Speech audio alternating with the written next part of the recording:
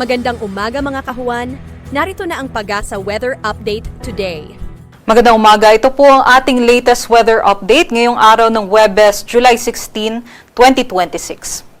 Ngayong araw wala po tayong minomonitor na bagong sama ng panahon o low pressure area sa loob ng ating Philippine Area of Responsibility. Kung mapapansin natin sa ating latest satellite imagery, wala po tayo halos masyadong mga kaulapan dahil mahina din po yung ating habagat. Ngayong araw nga, ang habagat natin ay nakakaapekto lamang sa Batanes at sa may Babuyan Islands. In the next 4 to 5 days, wala naman po tayong inaasahan na mamumuo na bagong sama ng panahon at by over the weekend po, mas inaasahan po natin na itong habagat ay mas lalakas na at makakaapekto sa kanlurang bahagi ng Northern and Central Luzon.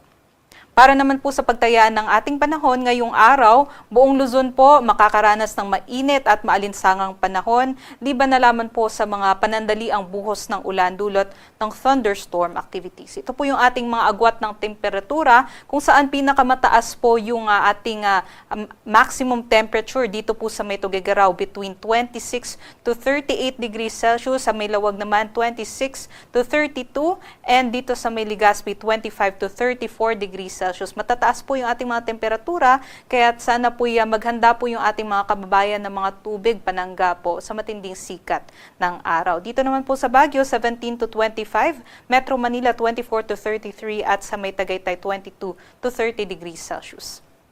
Sa halos buong Palawan, Visayas and Mindanao nga, inaasahan din po natin generally fair weather conditions po tayo even in the next 2 days. At ito po yung ating mga agwat ng temperatura kung saan pinakamataas din po na ating nakikita, possible po hanggang 33 degrees Celsius sa may Kalayaan Islands, Iloilo, Cebu, Zamboanga, maging sa may Tacloban. Hanggang 32 degrees Celsius naman po yung ating maximum temperature dito naman sa may Puerto Princesa City, Cagayan de Oro City at sa may Davao City.